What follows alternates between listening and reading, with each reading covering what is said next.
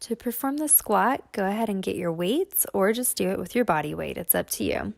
To get in position, I like to do a couple of hops and let my feet figure out where they're most comfortable landing. And that's where I'll start my squats.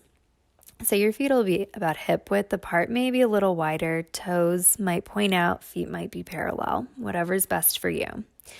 The basic squat is simply hinging at the hips and the knees to sit back as though there were a chair behind you. Just make sure you only go as low as you can control and then come back to standing. Now, as you do this, there's a few things to keep in mind. You want to press evenly through your feet and keep your weight on your heels.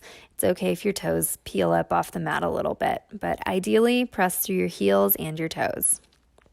You want your knees to also track right over your feet.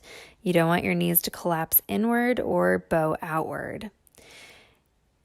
From the side view, you want to make sure that your core is nice and strong. You don't want your low back overarching, and you don't want to tilt backwards so far that you fall over backwards or that your low back is rounding.